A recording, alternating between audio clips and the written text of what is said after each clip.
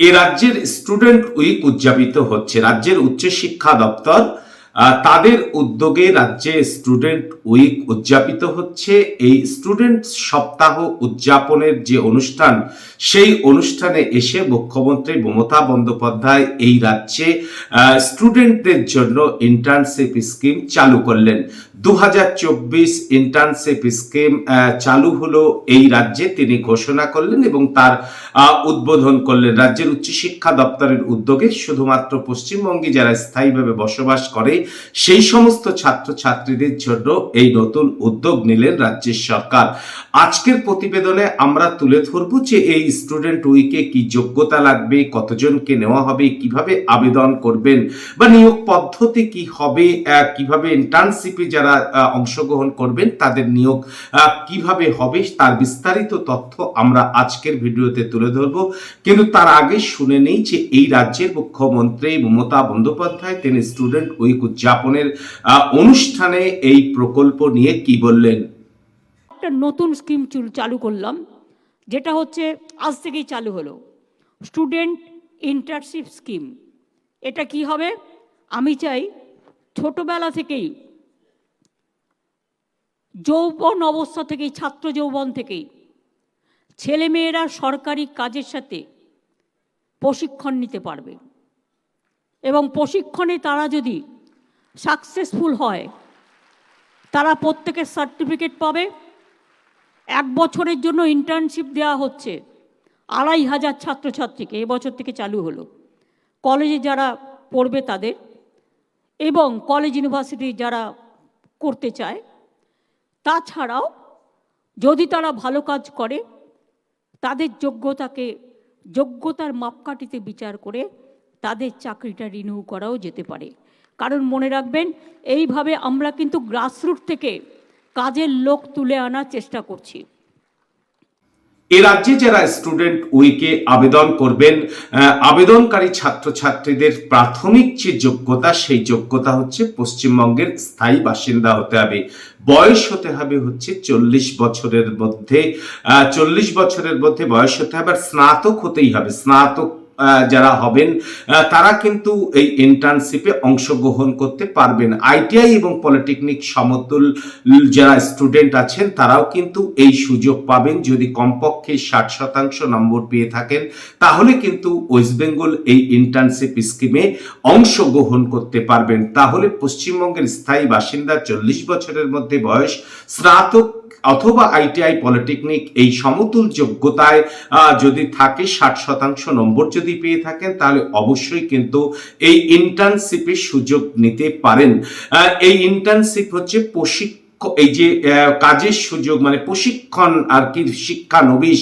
এই শিক্ষানবিশ থাকাকালীন 1 বছরের মেয়াদে থাকবেন এবং 1 বছরের মেয়াদে যে শিক্ষানবিশ হিসাবে যারা থাকবেন তাদের কিন্তু একটা মাসিক ভাতা দেওয়া হবে। সেই ভাতার পরিমাণ হচ্ছে 10,000 টাকা।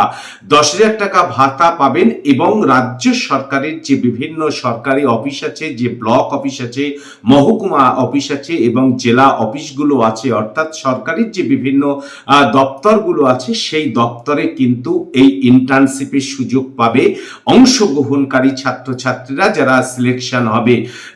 মুখ্যমন্ত্রী মমতা বন্দ্যোপাধ্যায় তিনি 2,500 ছাত্রছাত্রীদেরকে এই ইন্টার্নশিপে নিয়োগ নেওয়া হবে, তার ঘোষণা করেছেন। এবছরে 2,500 নেবেন। আর যে সমস্ত ছাত্রছাত্রী আবেদন করবেন তাদের জেলায় যে সমস্ত ব্লক মহকুমাতে যে সরকারি অফিসগুলো আছে সেখানে, অর্থাৎ বাড়ির কাছাকাছি কিন্তু তারা কিন্তু এই ইন্টার্নশিপের সুযোগটা পাবেন। 1 বছরের পর একটা শংসাপত্র দেওয়া হবে এদের। এই শংসাপত্র কিন্তু চাকরির ক্ষেত্রে গুরুত্বপূর্ণ ভূমিকা পালন করবে এবং যারা এই 1 বছরের মধ্যে যাদের কাজ ভালো হবে আর কি, ভালো এই ইন্টার্নশিপে অংশগ্রহণ করেছেন, যারা সিলেকশন পেয়েছেন, যারা তাদের যদি দক্ষতা হয় কাজের, সেক্ষেত্রে কিন্তু তাদের নিয়োগেরও কিন্তু একটা ইঙ্গিত এ রাজ্যের মুখ্যমন্ত্রী মমতা বন্দ্যোপাধ্যায় তিনি কিন্তু দিয়েছেন।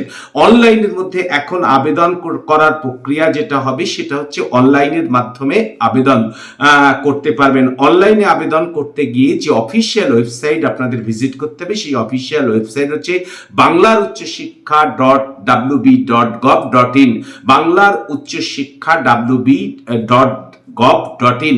এই অফিসিয়াল ওয়েবসাইটে ভিজিট করে কিন্তু অনলাইনে আবেদন করতে পারবেন। অনলাইনে আবেদন করবার পরে সেই আবেদনপত্র ঝাড়াই বাছাই করার পর, স্ক্রিনিং করার পরে তার ইন্টারভিউ হতে পারে বা লিখিত পরীক্ষা হতে পারে, তারপরে কিন্তু সিলেকশন পাবেন। মাত্র 2500 এই ইন্টার্নশিপ অংশগ্রহণকারী যারা স্টুডেন্ট ইন্টার্নশিপে অংশগ্রহণ করতে পারবেন, সে কথাই মুখ্যমন্ত্রী মমতা বন্দ্যোপাধ্যায় তিনি বলেছেন।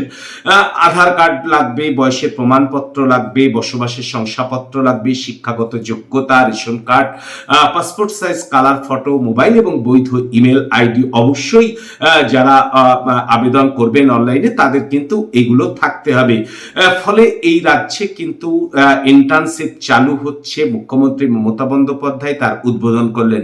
এক্ষেত্রে একটা কথা বলি, এই ইন্টার্নশিপ কিন্তু এর আগেও মুখ্যমন্ত্রী মমতা বন্দ্যোপাধ্যায় তিনি চালু করেছিলেন। সেটি হচ্ছে 2022 সালের 3 তারিখ, 2022 সালের 3রা জানুয়ারি তিনি সাংবাদিক সম্মেলন করে এই ইন্টার্নশিপ যে পশ্চিমবাংলায় আসছে সে কথা তিনি বলেছিলেন। 2022-এর জানুয়ারি থেকে আজকে 24 জানুয়ারি, এতদিন পরে আবার হয়তো আপনারা কি ভাববেন জানি না, এতদিন পরে আবার কিন্তু সেই ইন্টার্নশিপের গল্প কিন্তু আসলো। আজকের ভিডিওতে আমরা সেই গল্পই তুলে ধরলাম, যে গল্প এসছে নতুন সেই গল্প তুলে ধরলাম। এই ধরনের ভিডিও পেতে অবশ্যই আমাদের চ্যানেলটি সাবস্ক্রাইব করে আমাদের পাশে থাকবেন। ভালো থাকুন, সুস্থ থাকুন।